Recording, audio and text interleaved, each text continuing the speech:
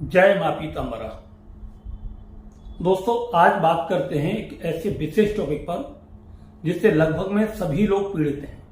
मैं भी इस चीज से बहुत परेशान था कई बार और काफी हद तक रहा हूं और आज भी ये सब चलता रहता है। मेरे ऊपर तो चलता ही रहता है कहीं ना कहीं से, मगर मां भगवती की कृपा से मुझे ऐसा कोई डर नहीं लगता कहीं भी, और ना ही मैं अपने जीवन में इस चीज की कभी परवाह की है। क्योंकि आपके जितने प्रतिद्वंदी होंगे उतने ही आप ऊपर उभरोगे। आपका हौसला मजबूत होना चाहिए, इस बात को हमेशा याद रखो। जब आपका वर्चस्व ऊपर बढ़ता है ना, तो ना मालूम कितने लोगों की नजर आपके ऊपर टिक जाती है और कितने लोग आपको नीचे खींचने के लिए आ जाते हैं। आज हम बात करते हैं इसी टॉपिक पर। बहुत सारे लोग कहते हैं कि गुरुजी, हम कोई भी काम करते हैं हमारा काम श्रेय नहीं होता, पूरा मतलब जो है कंप्लीट नहीं होता। हर काम में हमारे में रुकावट आती है और कोई भी कार्य होता है वो रुकावटों के साथ ही पूरा होता है। कई बार हम लाख प्रयास कर लेते हैं फिर भी हमारे काम नहीं बनते और हमें बहुत सारी मेहनत करनी पड़ती है, तब भी हमें सफलता उस कार्य में नहीं मिलती। अधिकांश रूप हमारे कार्यों में रुकावटें ही आती हैं और ऐसी स्थिति आ जाती है कि कई बार तो हम एक एक रुपए के लिए तंग हो जाते हैं। दुश्मनों को चारों तरफ बोलबाला हो जाता है, समझ में नहीं आता क्या करें क्या ना करें। तो दोस्तों, आज मैं आपको एक ऐसा उपाय बताने जा रहा हूं। अगर आपने इस उपाय को कर लिया तो इस बात को हमेशा ध्यान रखना, दुश्मन की टांग तो टूट ही जाएगी। कोई भी दुश्मन आपके कार्य में रुकावट पैदा नहीं करेगा। अगर गलती से उसने कोई रुकावट पैदा कर दी नहीं तो समझो वो तो गया काम से, इस दुनिया से।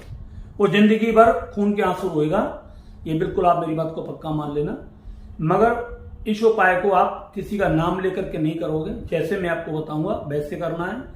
और नाम लेकर के उपाय कब किए जाते हैं? जब हमको पूरा पता होता है कि यही व्यक्ति हमारी जिंदगी में रुकावट डाल रहा है और इसी की वजह से हम परेशान हैं, तब उस कार्य को हम नाम लेकर के करते हैं। तो इस चीज को हमेशा याद रखें, इसमें आपको किसी का नाम नहीं लेना है। तो दुश्मन चाहे आपका कैसा भी हो, पैसे वाला हो, बलवान हो, परिवार वाला हो, किसी भी तरीके का हो, चाहे बदमाश हो, कुछ भी हो, आपको डरने की कोई भी जरूरत नहीं है।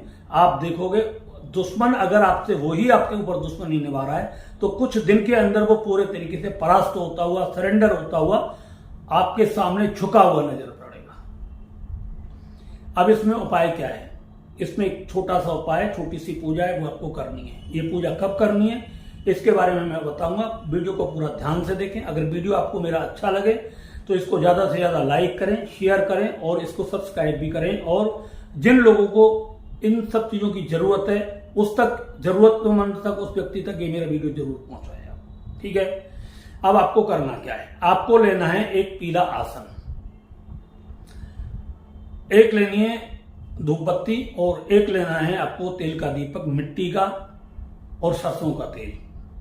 100 ग्राम पीली सरसों, 5 लौंग, 5 काली मिर्च, 1 नींबू और शुद्ध गोरोचन और थोड़ा सा सरसों का तेल और एक रूमाल जिसके अंदर पीली सरसों 100 ग्राम उसके अंदर आ जाए, 1 नींबू आ जाए, 5 काली मिर्च और 5 लौंग उसके अंदर आ जाए। इतना बड़ा रूमाल लेना है और एक कलावे की गड्डी लेनी है, एक रुद्राक्ष की माला लेनी है।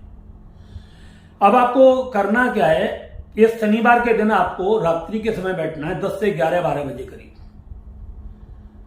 और 10-11-12 बजे करीब बैठने के बाद में आपको करना यह है कि ये सारा सामान, मतलब जो पीली सरसों, 5 काली मिर्च, 5 लौंग और वो नींबू और गोरोचन, सरसों के तेल का घोल बनाएं और घोल में उसमें थोड़ा गोरोचन डालें और गोरोचन में उस नींबू को डाल दें। डालने के बाद में वो सारा सामान ये एक रूमाल के ऊपर, जो मैंने बताया पीला रूमाल, उसके ऊपर रख दें और नींबू उस सरसों की डली के ऊपर रख दें। ढकने के बाद उसको मतलब चारों कोने बांधे रूमाल के और कलावे से उसको बांध दें, एक पोटली बना दें, मतलब उसकी पोटली बन जाएगी। अब ये पोटली बना करके आपने तैयार कर लेनी। अब इसके साथ ही आपको क्या करना है? आपको लेनी है 1.5 किलो नीम की लकड़ी सूखी और 50-60 ग्राम लेना है आपको कपूर और एक छोटा सा हवन कुंड ले लें जिसके अंदर वो आ जाए सारा सामान। ये भी अपने पास में तैयार करके कहीं घर से बाहर, आंगन में, घर से बाहर करना है ये प्रयोग, घर से बाहर भीतर नहीं करना है। जो मैं बताने जा रहा हूं वो आपको घर के अंदर करना है और ये जो पोटली वाला काम है ये आपको घर से बाहर करना है। आप घर की छत पे भी कर सकते हो इसको। ठीक है, अब आपको करना क्या है? जो व्यक्ति पीड़ित है या जिसका काम नहीं बनता या जिसके काम में रुकावट आती है, अगर वो व्यक्ति करने में इस उपाय को सक्षम है तो वो स्वयं करे तो सबसे ज्यादा अच्छा है। अगर वो स्वयं नहीं कर सकता तो कोई भी व्यक्ति परिवार का उसके लिए इस कार्य को कर सकता है। अब करना क्या है, आपको पीले आसन पर बैठना है, उन्हीं पर पूरब दिशा की ओर मुंह करना है, धूप बत्ती और दीपक जलाना है, महामाई पीताम्बरा का हाथ जोड़ करके ध्यान करना है। हे मातेश्वरी, आप मेरे आभामंडल में आइए, विराजमान होइए, मेरे जितने भी शत्रु हैं उन सबका संहार कीजिए, मेरे कार्यों में जो भी रुकावट है उन सभी कार्यों को पूरे तरीके से आप निर्विघ्नतापूर्वक पूर्ण करें, शत्रुओं का संहार करें, गुप्त शत्रुओं का संहार करें, मेरे किसी भी प्रकार से कोई भी मतलब जो विरोधी है उस सबका संहार करें और आप मेरी रक्षा करें। हे जगत जननी, मैं आपके श्री चरणों में प्रणाम करता हूं, आप मेरी सभी कामनाओं को पूर्ण करें। ऐसी मां से भावना करें, नाम किसी का लेना नहीं है, गुप्त शत्रु बोलना है, दृश्य और अदृश्य जो भी मेरे शत्रु हैं उन सबका आप संहार करें, ये आपको बोल देना है। बोलने के बाद में आपको मां से कहना है कि मैं ये पूजा अपने सभी कार्य सिद्धि के लिए कर रहा हूं और अपने गुप्त शत्रुओं के लिए, उन गुप्त शत्रुओं का नाश करने के लिए कर रहा हूं, उनकी सभी प्रकार की रुकावटों को दूर कर रहा हूं। हे मातेश्वरी, आप मुझे में ऐसी शक्ति प्रदान करें, मैं इस कार्य में पूर्ण रूप से सफल हूं, मेरी साधना सफल हो और इस साधना की शक्ति मेरे शरीर के अंदर आकर के पूरी तरीके से प्रवेश कर जाए, ये आपको बोलना है। अब आपको मंत्र मैं बताता हूं, उस मंत्र का आपको याद करना है। मंत्र यह है, ओम ह्लीम बगलामुखी सर्व शत्रु नासे नासे सर्व कार्य साधे साधे ह्लीम ओम फट स्वाहा। ओम ह्लीम बगलामुखी सर्व शत्रु नासे नासे सर्व कार्य साधे साधे ओम ह्लीम फट स्वाहा। बहुत छोटा सा मंत्र है, कोई ज्यादा बड़ा मंत्र नहीं है। इस मंत्र की आपको 11 माला करनी है एक जगह बैठ करके, शनिवार की रात्रि में 10-11 बजे कोई भी टाइम ले सकते हो, 12 बजे लो तो सबसे बेस्ट है। 11 माला इस मंत्र का आप जाप कर लीजिए। जाप करने के बाद अगर आप शत्रुओं से परेशान आप स्वयं हैं तो इस पोटली को अपने सिर के ऊपर ही घुमा लीजिए इस तरीके से। पहले इस पोटली में आपको जाप करने के बाद फूंक मारनी है 11 बार, और 11 बार फूंक मारने के बाद में आपको इस पोटली को हाथ से पकड़ना है सीधे से और यूं 11 बार इसको घुमाना है सिर पर। इस तरीके से वो पोटली घूमती हुई चली जाएगी।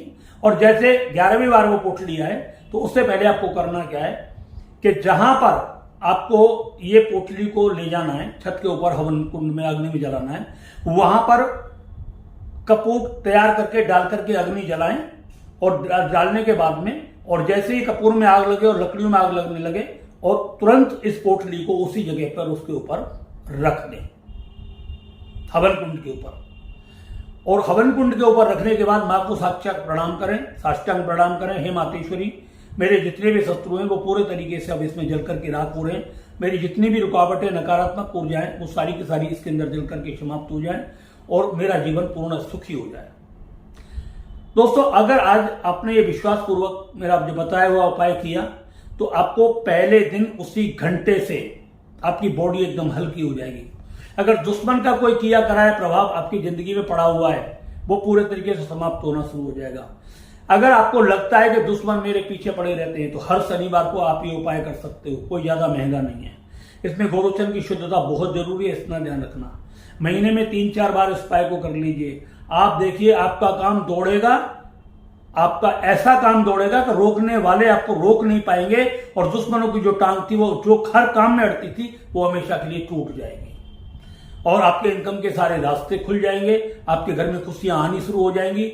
जहां लोग आपको काम करने से के लिए मना कर देते थे वो लोग आपको बुलाना शुरू कर देंगे। इंटरव्यू में आपको हर जगह सफलता मिलने लगेगी, बिजनेस आपका तेजी से चलने लगेगा, काम धंधों की सारी रुकावटें दूर हो जाएंगी, घर का क्लेश आपका पूरे तरीके से समाप्त हो जाएगा। घर में कोई बीमार व्यक्ति है तो वो बीमारी भी उस व्यक्ति की ठीक होनी शुरू हो जाएगी और हर कार्य आपका बहुत अच्छे तरीके से संपन्न होगा। लोग आपको देखेंगे, मान सम्मान बढ़ेगा, यश बढ़ेगा, धन संपत्ति बढ़ेगी, आपका गौरव बढ़ेगा, लोगों में आपका प्रभाव बढ़ेगा और आपकी जिंदगी में बहुत सारी खुशियां आनी शुरू हो जाएंगी। आप इस उपाय को करिए। मां पीताम्बरा की कृपा से आपके जीवन में, मां बगलामुखी की कृपा से बहुत सारी खुशियां आएंगी और मुझे बहुत बड़ी प्रसन्नता होगी जिस दिन आप मुझसे कहोगे कि वास्तव में मां का आशीर्वाद हमारे जीवन में घटना शुरू हो गया है। मित्रों, इसी के साथ मैं अपनी वाणी को विराम देता हूं। जय मां पीताम्बरा। हे मातेश्वरी, आप सबका कल्याण करें, सबकी रक्षा करें। मित्रों, इसी के साथ मैं अपनी वाणी को विराम देता हूं। धन्यवाद।